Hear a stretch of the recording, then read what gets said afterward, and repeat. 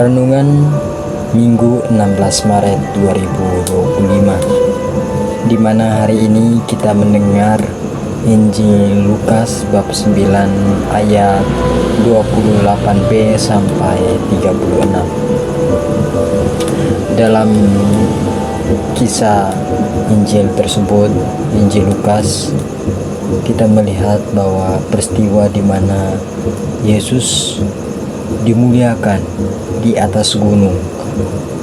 Para murid Petrus, Yohanes, dan Yakobus melihat Yesus berubah dan berbicara dengan Musa serta Elia. Disinilah kita melihat kemuliaan yang ia tunjukkan kepada murid-muridnya. Kemuliaan Yesus itu menunjukkan bahwa ia adalah anak Allah yang harus didengarkan.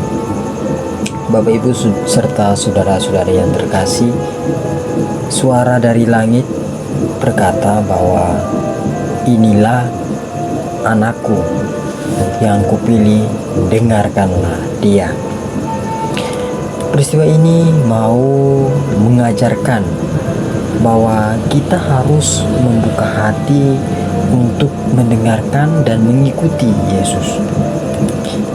Terutama di masa Prapaskah ini, kita diajak bersama-sama untuk semakin melihat Tuhan, melihat Tuhan dalam hidup kita.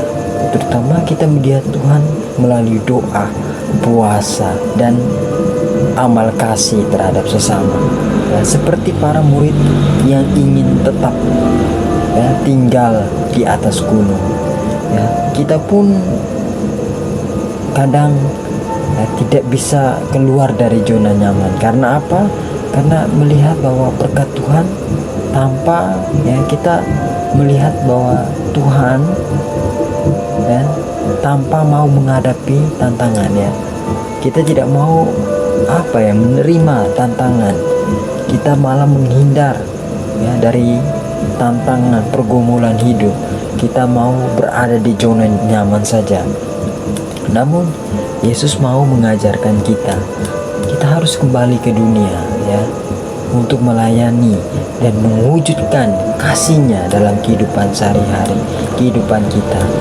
Itulah yang Yesus mau tunjukkan kepada kita, bahwa ketika murid-muridnya merasa nyaman melihat apa yang nyata, mereka merasa nyaman. Saya bersama Tuhan, bersama Musa, bersama Elia, merasa disitulah paling nyaman. Mereka merasa nyaman, mereka berada di zona nyaman. Tapi Tuhan bilang, bukan di tempat sini, kita harus melayani, karena ketika kita berada di zona nyaman, kita akan sulit untuk berkembang.